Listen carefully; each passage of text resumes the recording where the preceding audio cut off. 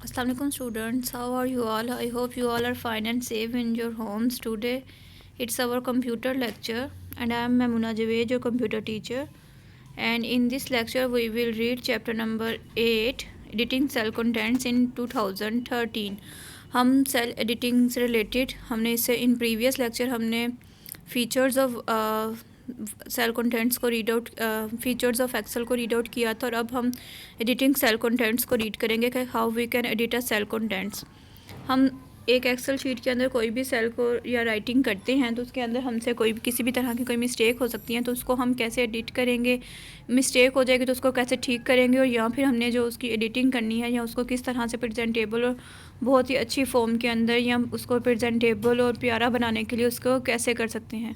उसके जैसे कि हम वर्ड में काम करते थे, इन प्रीवियस क्लास आपने वर्ड पर काम करना सीखा था और वर्ड पर काम करने के लिए आप लोगों ने देखा था कि किसी भी तरह का फ़ॉन्ट स्टाइल और फ़ॉन्ट साइज़ को इंक्रीज़ कर सकते थे, बोल्ड कर सकते थे, उनकी राइटिंग स्टाइल को, राइटिंग टाइप को हम चेंज कर लेते थे। इसी तरह यहाँ पर भी हम सेल कंटेंट्स को या हम अपने एक्सेल को शीट को प्रेजेंटेबल बनाने के लिए हम किसी भी तरह की चीज़ें करेंगे और हम करेंगे। और अब हमने देखना है कि how we can edit cell contents. Cell contents को एडिट करने के लिए टू टाइप्स हैं, by overwriting, by partial modification. By overwriting अपने नेम से शो कर रहा है कि आप लोग ने अगर कोई भी किसी भी तरह की कोई चीज़ को लिख लिया है तो उसको प्रॉपरली तौर पर ही आप ख़त्म कर कर दूसरी चीज़ लिखना चाह रहे हैं तो उसको कहा जाएगा over writing.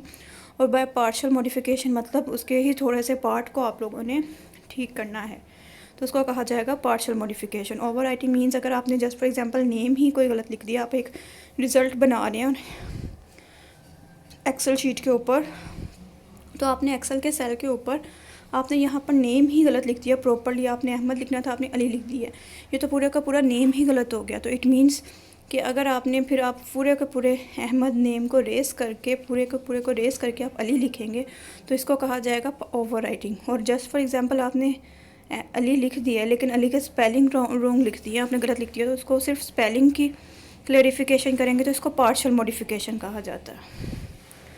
Now we read editing cell contents. हम थोड़ा सा पढ़ते हैं कि what is editing cell contents. Click the cell, या हम कैसे एडिट कर सकते हैं सेल कंटेंट को। रीड आउट करते हैं, click the cell that contain the data that you want to edit.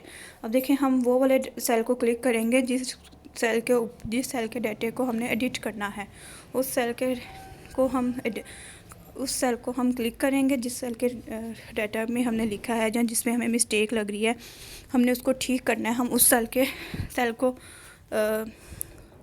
Click करेंगे and then click anywhere in the formula bar, और फिर फार्मूला बार के किसी भी पोर्शन में हम क्लिक कर सकते हैं। अब देखें सेल को एडिट करने के भी 2-3 तरीके हैं कि एक हम सेल को उसी पर डबल क्लिक करके ठीक कर सकते हैं, या फिर हम सेल कंटेंट जो कि हमने लिखा होता है वो फार्मूला बार में भी शो होता है। जैसे कि आप लोगों को पहले बताया था, इन प्रीवियस चैप्टर में आप लोग रीड आउट कर चुके हैं कि हमने जब पार्ट्स को रीड आउट किया था तब हमने ये भी रीड आउट किया था कि जो फार्मूला बार होता है वो हम सेल के अंदर जो भी लिख रहे होते हैं वो उसको शो करता है। तो इसी तरह जब हमने एक सेल को हम क्लिक करेंगे जिसको हमने मॉडिफाई करना है या हमने उसको ओवर एडिट करना है, तो हमने जब उसको क्लिक किया तो फिर उसका जो जितने भी कंटेंट्स थे वो फार्मूला बार में शो हो गए।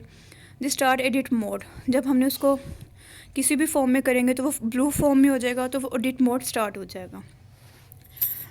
ठीक है।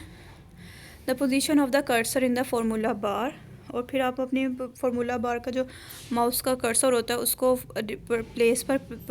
पोजीशन पर प्लेस कर दे जहाँ पर आपने उसको एडिट करना है।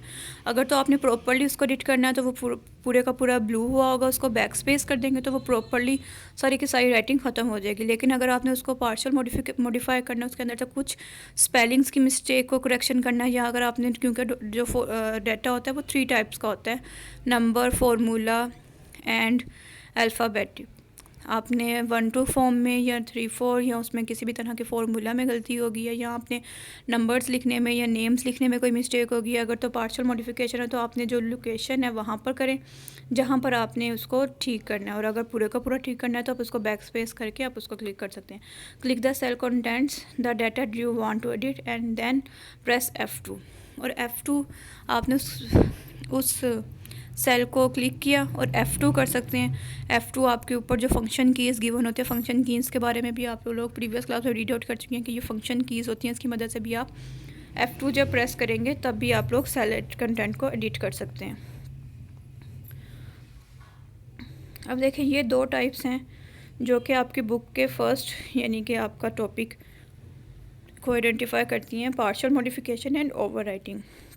और डाटा की 3 टाइप्स हैं, ये आप प्रीवियस लेक्चर में पढ़ चुके हैं, प्रीवियस चैप्टर में, नंबर, अल्फ़ाबेटिक और फार्मूला। अब इन तीनों टाइप्स की फॉर्म में किसी भी तरह की गलती हो सकती है, नंबर्स में भी हो सकती है, अल्फ़ाबेटिकली भी हो सकती है और फार्मूला में भी हो सकती है।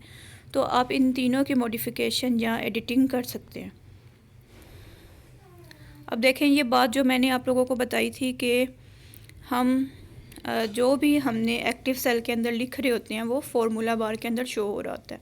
और एक्टिव सेल मीन्स जिस पर आप कर्सर होता है तो वहाँ पर ये शो हो रहा होता है। फिर इसकी मदद से आप फार्मूला बार में, जो कि अभी हमने डेफिनेशन में किया कि आप यहाँ पर कर्सर को प्लेस करेंगे, कर्सर को प्लेस करने के बाद यहाँ पर आप इसके अंदर कोई किसी भी तरह की एडिटिंग कर सकते हैं। यहाँ फिर आप F2 कंप्यूटर कीबोर्ड की मदद से F2 प्रेस करके आप उसका कर सकते हैं। आप देखें, यहाँ पर हमने नेम्स हैं, स्टेट्स हैं और ऑक्यूपेशंस हैं।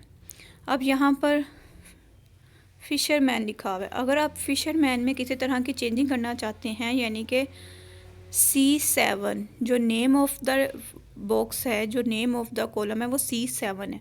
अगर आप C7 में किसी तरह किस्म की एडिटिंग या चेंज करना चाहते हैं, फ़िशरमैन नहीं था, अगर इसकी पार्शियल मॉडिफिकेशन करना चाहते हैं, अगर स्पेलिंग की मिस्टेक है तो आपने स्पेलिंग की मिस्टेक के लिए आप पार्शियली मॉडिफाई करेंगे। और अगर आपने इसको प्रॉपर्ली क्लियर करना है तो आप इसके पूरा का पूरा रेस करके आप इसको डिफरेंट कर सकते हैं फार्मूला बार से भी।